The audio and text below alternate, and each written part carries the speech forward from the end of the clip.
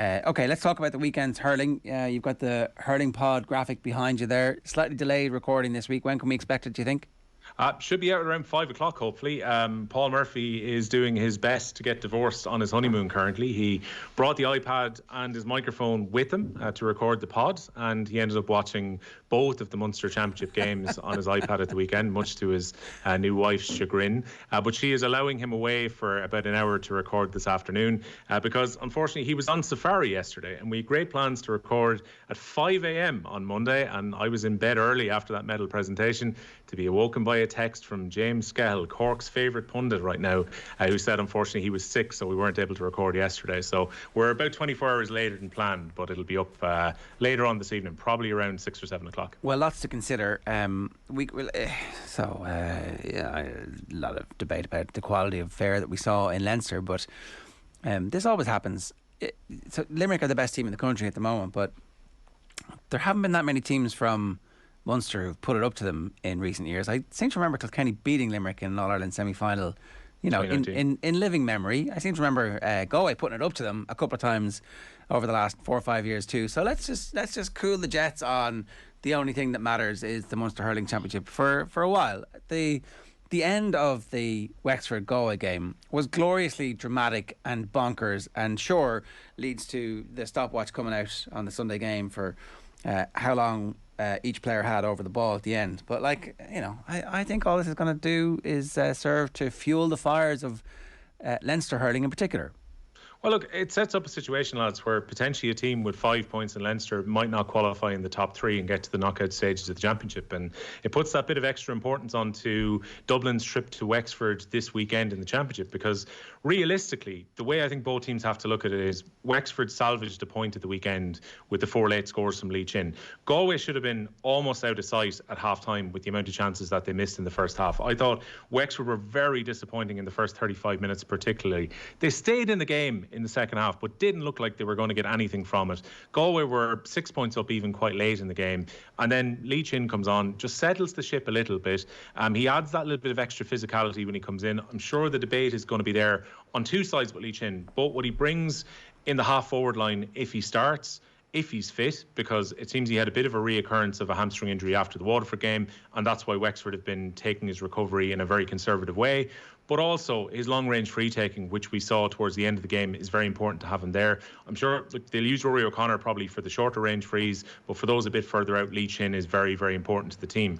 Galway, I thought, operated reasonably well in what was a pretty poor fixture overall. I thought the quality of the game was poor enough, but it felt like two teams who were going out kind of feeling their way into the championship, knew the importance of the game with regard to who's going to get out of the province at the end of it. This was still a crucial fixture, and Wexford just about did enough to salvage that point. It'll feel like Galway will almost feel like a defeat as opposed to a draw at the end of it, but Galway should be able to just get things back on track when they play against Westmeath this weekend in Salt Hill. Westmeath put it up to Kilkenny for pretty much all of the first half. Killian Doyle scored 10 points in the first half, and then the big guns came on. If you're going to keep guns in reserve, have a bazooka and TJ Reid to be able to bring on in the second half. And in the end, Kilkenny scored 5 goals. They still look like they're the best team in Leinster, and I like the way that the start has worked out for Kilkenny, because they were easing their Ballyhale Shamrocks players back in, and that was TJ Reid's first involvement of this season for Kilkenny at the weekend in Mullingar. They will play against Laois at home this weekend, probably should win that,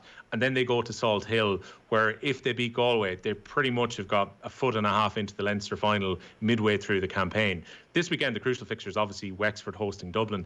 Dublin really kind of flattered at the weekend with the 2-point win against Laois. Didn't play well, despite the fact they'd won very comfortably against Laois in the league a couple of weeks ago. Enda Rowland had another free, which potentially could have got another goal for Laois late on in the game. Laois were competitive throughout and will probably be happy enough with that start, even though their manager Cheddar Plunkett said moral victories are no use to them. It was about trying to get a couple of points at Parnell Park.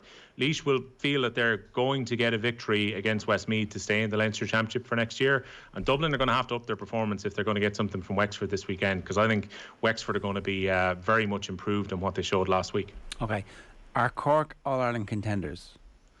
Not if they play Limerick again, I don't think. Again, there was so many parallels with the way that they faded out in the All-Ireland final.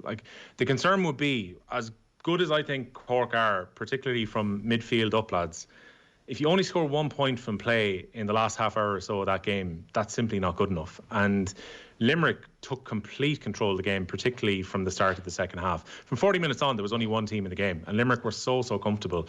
Like, there were a lot of plus points for Limerick if you want to focus on them. Like, look at the versatility they've got in their team, where Casey can go in a corner back, you can put Kyle Hayes back up into the full forward line, and seamlessly, it's almost like plug and play. They can both fit into the system, and things just rock on. And like, they go down to Páirc Uí Chaoimh. They survived the fact that Kingston had put the ball in the net 16 seconds into the game. And after that, Limerick were just able to take control. And again, we saw how good Dermot Burns is. We talk about, how much of a difference Lee Chin being able to put the ball over from long range. Burns was able to punish Cork every time that they gave away frees. And Cork, I think quite simply, didn't give away enough frees during the game.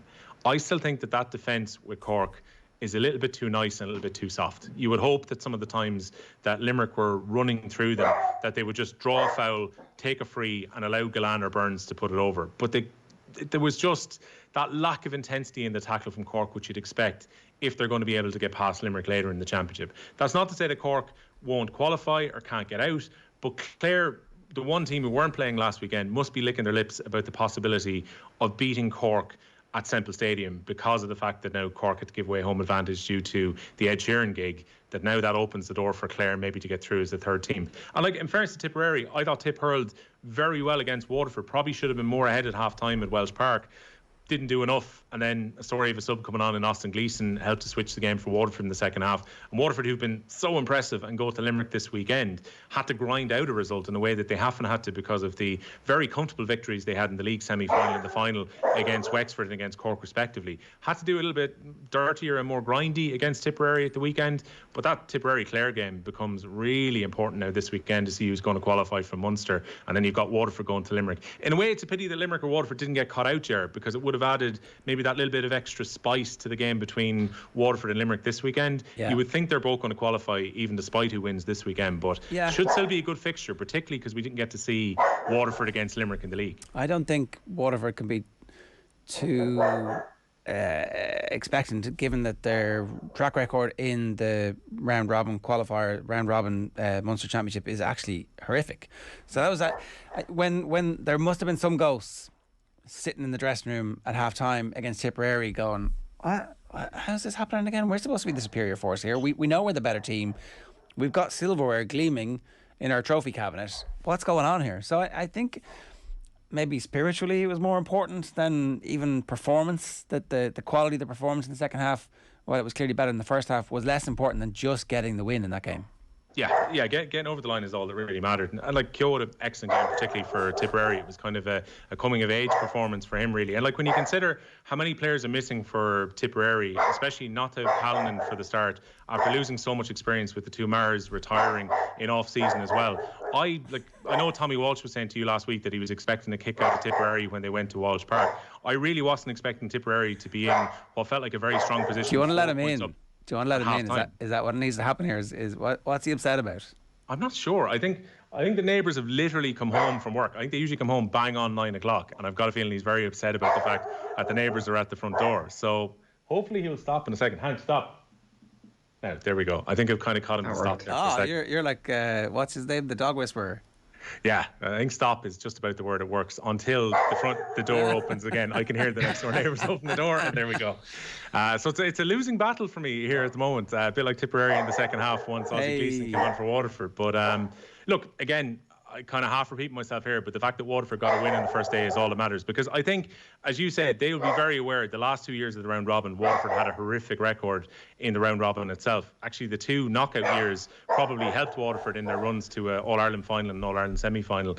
It'll be interesting this weekend, even though I think both teams will qualify ultimately for the Munster final and will qualify out in Waterford and Limerick, just to see how close Waterford are, because we didn't get to see them play against Limerick since that day of the bales of hay in the All-Ireland semi-final. So intrigued to see how it goes this weekend, but there's a long road to go in Munster, and I really think that Clare will feel, because Clare are coming in totally under the radar. Like, we were probably guilty of it on the Hurling Pod last week too, because Clare weren't playing.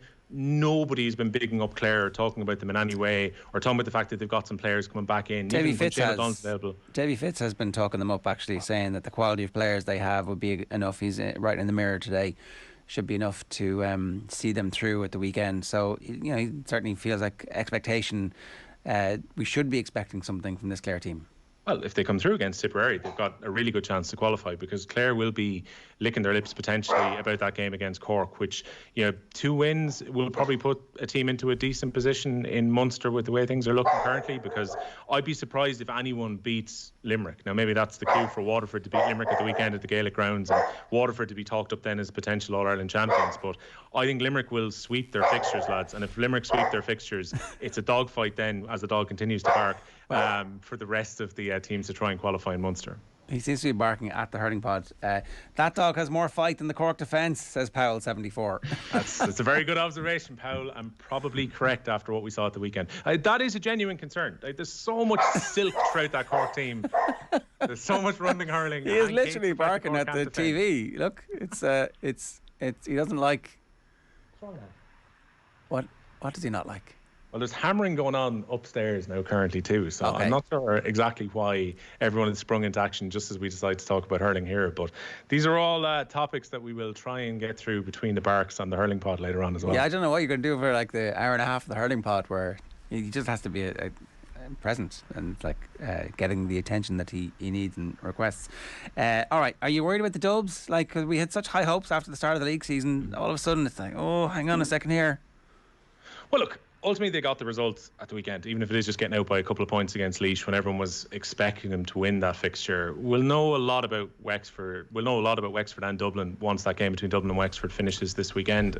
I still think they're a little bit short in scores, and I still think it comes back to haunt them a little bit that they don't have, say, a really star forward within their forward line when it comes to some of the really big fixtures. Like, will they have enough to overcome a Kilkenny, a Waterford or a Limerick when the season goes on?